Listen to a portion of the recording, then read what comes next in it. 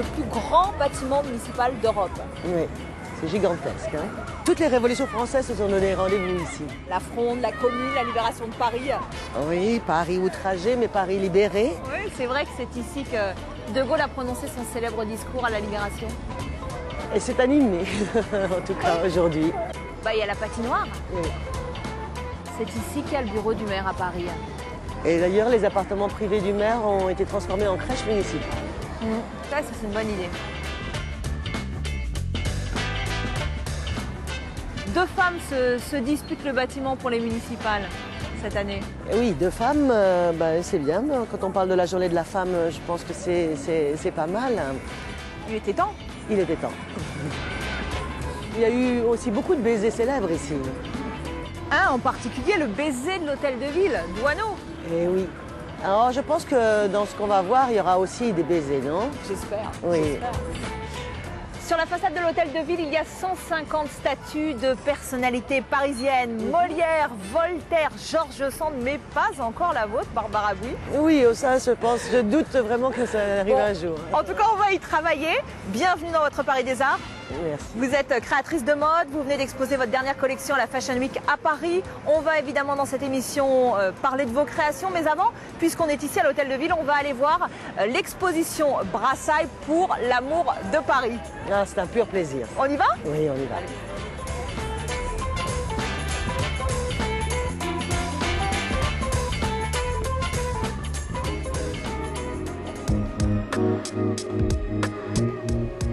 Pour l'amour de Paris, c'est le récit d'une passion, celle qui a nourri Brassailles pendant plus de 50 ans. De tous les photographes amoureux de la ville lumière, il est sans doute celui qui a su le mieux en saisir la part d'ombre. Ces clichés en noir et blanc montrent l'envers du décor. Dès le début de son œuvre, il a été à contre-courant. Plutôt que de regarder les monuments en haut en levant les yeux au ciel, il préférait regarder en bas, à ses pieds, les avec pavés, le reflet les de la trottoirs. lumière sur les pavés, les trottoirs. Ouais. Il aimait bien traquer la lumière nocturne de Paris. Et déjà, la lumière était très différente. C'était pas le même éclairage que maintenant. C'est beaucoup plus doux. Il y a vraiment une volonté de capter la lumière nocturne de la ville pour souligner le Paris insolite, le Paris inconnu, souvent méprisé. C'est quand même quelqu'un qui adorait le Paris des oubliés. Est-ce que ça vous touche, vous, ce regard-là? Oui, parce que c'est parler de gens dont on ne parle pas d'habitude, montrer leur vie, leur humanité. Et en plus, bon, là, ils le montrent aussi dans leurs moments, quand ils s'amusent dans les bals, des choses comme ça, c'est-à-dire pas obligatoirement la misère. Donc, montrent leur vie aussi. Le quotidien. Le quotidien, oui. Il avait vraiment envie de montrer ce qu'on ne voit pas d'habitude. Parce que ça, c'est les Halles. Oui, ce sont les Halles, et c'est vrai que c'est une trace à vraiment regarder, puisque ça n'existe plus du tout. Et il y avait toute cette vie, la nuit. Oh, et puis avec des gueules.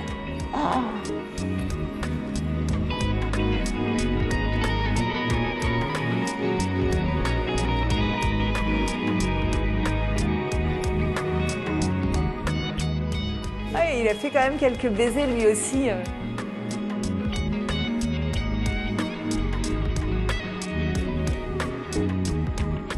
Paris, est-ce que c'est la ville des amoureux, Paris? On le dit.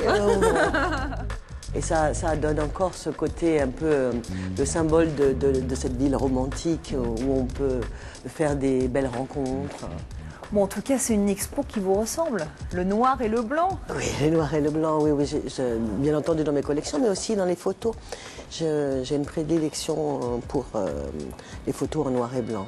Même quelquefois, quand je fais des images en couleur, j'inclus des noirs et blancs pour avoir plus de distance et plus d'épure. Ah, ça c'est rigolo, hein. La chaise. Oui. 1947. Le Luxembourg qui n'a pas emmené ses enfants au Luxembourg. Les soirées de l'époque. C'est vrai, c'est vrai. En tout cas, au niveau du vêtement, on a quand même beaucoup évolué.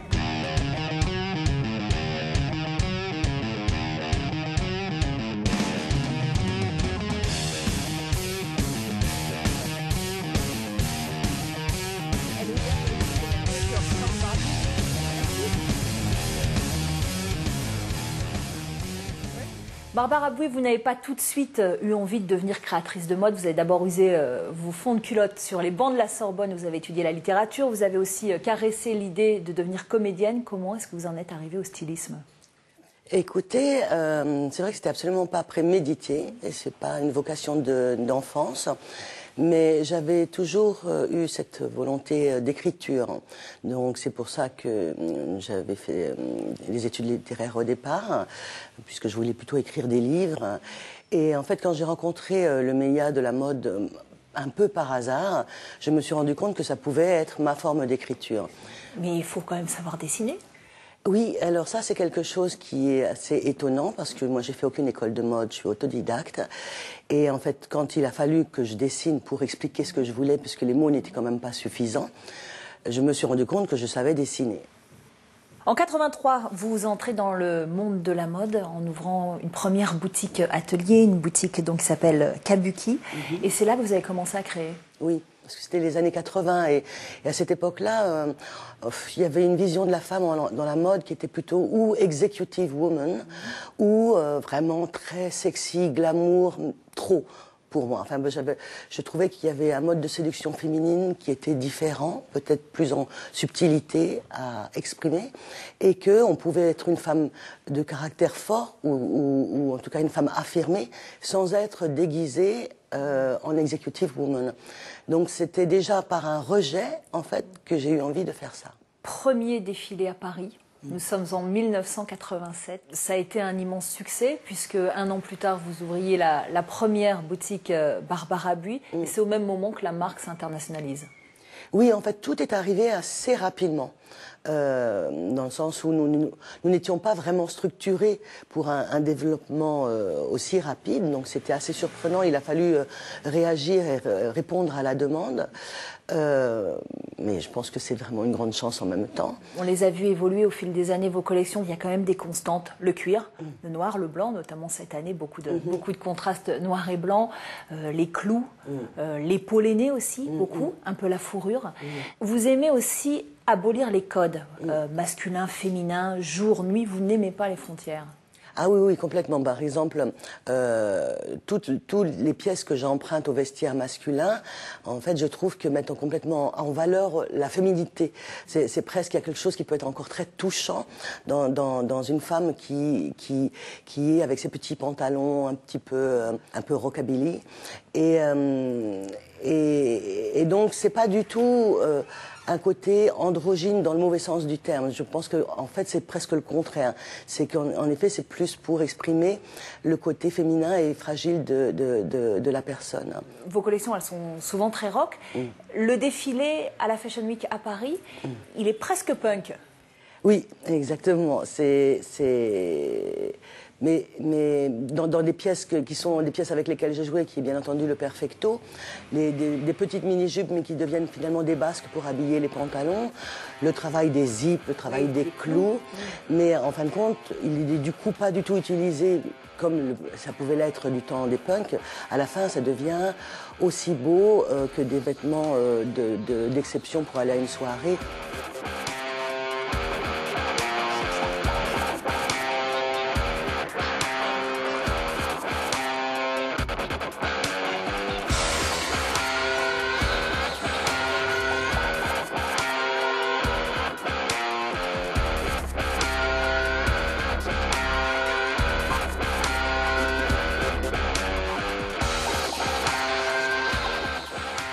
Quel est pour vous l'égérie luxe par excellence? Quelle est votre icône mode? Bianca Jagger, j'aimais beaucoup parce qu'elle avait ce côté d'élégance un peu, justement, comme pouvait exprimer Monsieur Saint-Laurent à l'époque, cette espèce un côté très racé, très élégant, naturellement. Et elle jouait aussi déjà sur le côté un petit peu androgyne, tout en étant extrêmement féminine. Aujourd'hui, Barbara Bouy, c'est une marque qui se décline à Paris, New York, Los Angeles, Moscou, dans plein de grandes capitales et de grandes villes. Vous avez créé votre gamme d'accessoires, des chaussures, des sacs. Vous avez créé également une autre marque plus sport, Bouy. Qu'est-ce qu'on peut vous souhaiter? Quels sont vos prochains défis? Oh, j'ai encore plein de choses à faire. Par exemple, dans les accessoires, des lunettes, ce serait super parce qu'en plus, je porte beaucoup de lunettes puisque je suis myope, mais je ne parle pas aujourd'hui. Mais ça, j'aimerais bien faire une petite ligne aussi pour enfants.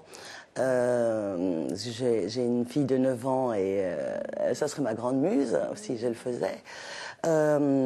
Beaucoup de choses et puis être présente dans encore plus de pays parce qu'il me reste encore à être plus présente en Asie, ce qui serait très logique. Oui, ce serait logique, voilà. compte tenu de vos origines. Voilà. Et donc des projets, voilà, j'en ai beaucoup encore. Barbara, mi amor, ¿cómo estás? Barbara Bui a voulu nous présenter une amie, la célèbre chorégraphe espagnole Blanca Lee. Elle a fêté l'an passé les 20 ans de sa compagnie. Danser dans la bonne humeur contre vents et marées, divertir, voilà ce qui caractérise cette artiste insatiable. Blanca Lee a contribué à populariser la danse contemporaine en l'immisçant dans toutes les formes d'art. On s'est rencontrés un jour dans une fête. Oui, oui, et on s'est parlé en fait spontanément. C'est voilà. les rencontres spontanées. On se voit. Ça ne m'étonne pas que vous vous appréciez. C'est vrai que vous travaillez dans deux mondes parallèles, mais deux mondes qui se rencontrent, qui s'enrichissent l'un de l'autre. Vous, Blanca, vous aimez beaucoup la mode? Ah, j'adore la mode. J'adore la mode parce que mon métier, c'est les mouvements. Mais les mouvements, il faut l'habiller après. Et ça dépend beaucoup de comment tu habilles un mouvement. Ça donne complètement des choses différentes. Donc, ça m'a toujours intéressé beaucoup. Et le travail de la matière, le choix d'une matière, de comment. Et après, je trouve magique le travail de la création des vêtements parce que pour moi, c'est quelque chose de très, très artistique. Qu'est-ce qui vous touche, vous, Barbara, dans le travail de Blanca? C'est que c'est tellement dans la vie et c'est ce mélange d'humour et de poésie. En fait, il y a beaucoup d'émotions et il y a de l'humour et de la joie de vivre en même temps. Donc c'est pas austère et c'est engagé dans la vie. Vous avez, vous, en ce moment, deux spectacles qui sont en tournée, Robot et puis Electro-Kiff, créé en 2010. Robot, c'est votre dernière création. Est-ce que vous pouvez nous en dire quelques mots? Electro-Kiff, c'est un spectacle qui est venu de la rue, justement d'une rencontre avec un groupe de danseurs dans une compétition de danse électro. Et la danse électro, c'est une danse qui est née en France, qui est une danse urbaine, qui a une énergie incroyable. Et quand je les ai vus danser dans la compétition, j'ai eu vraiment l'envie de créer un spectacle avec eux.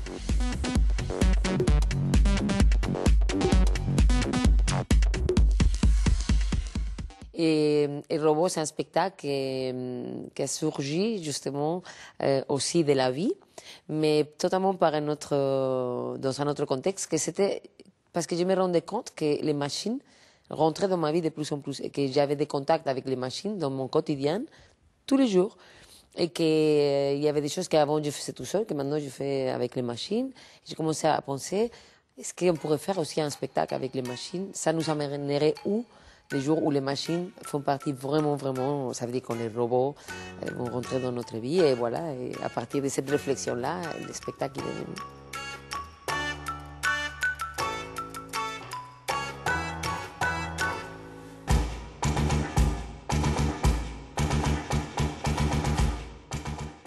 Vous aimez travailler à Paris? J'adore. J'aime beaucoup Paris. On se plaint beaucoup de choses à Paris, comme la pluie et des choses comme ça. Mais après, Paris, moi, je trouve qu'il y a une très belle énergie. Moi, ce que j'aime beaucoup de Paris, c'est la multiculturalité, non? Le fait que tous les matins, tu te lèves et tu es face à le monde entier. Ça veut dire qu'il y a toutes les cultures, toutes les nations. Et ça, moi, ça me donne beaucoup d'énergie. Et puis, culturellement parlant, il y a tellement de choses qui se montent à Paris, qui sont d'un tellement beau niveau artistique. Quelquefois, les gens disent que c'est une ville qui, quelquefois, pourrait être presque un petit peu trop une ville-musée. Mais je pense pas. Je pense qu'elle est toujours en mouvement du fait de la création, au contraire. Barbara Bui, amoureuse elle aussi de Paris, vous l'aurez compris. On va tout de suite en savoir un peu plus avec notre questionnaire du Paris des Arts. Quand j'étais lycéenne, mes premières balades sur les quais de la Seine, pour moi, c'était complètement magique. J'avais l'impression d'être dans un autre monde, comme être revenu dans un autre temps. Le restaurant chez Camille, qui est rue des Francs-Bourgeois, juste à côté de mes bureaux en fait. Parce que j'y vais depuis des années, les gens sont très gentils et c'est d'une qualité irréprochable. La place des Vosges peut-être, ou un café place des Vosges. Peut-être une veste de smoking. Pourquoi? Par rapport à l'élégance et la simplicité en même temps. C'est un mélange justement de décontraction et d'élégance. C'est-à-dire comment trouver les petites choses qui dépareillent pour ne pas être totalement trop habillé et être chic tout en étant décontracté. Quand il ose porter un peu de couleur, comme avoir des choses un peu neutres et tout d'un coup une écharpe rose comme ça. Il y a quand même un côté très dandy pour le Parisien. La lumière, on dit la ville lumière, mais c'est la vérité. Et les ciels de Paris sont toujours magnifiques. Merci beaucoup Barbara. Merci. Ainsi s'achève votre Paris des Arts. Vous pouvez bien sûr retrouver toutes les adresses de Barbara Buis sur notre site internet france24.com. À très vite.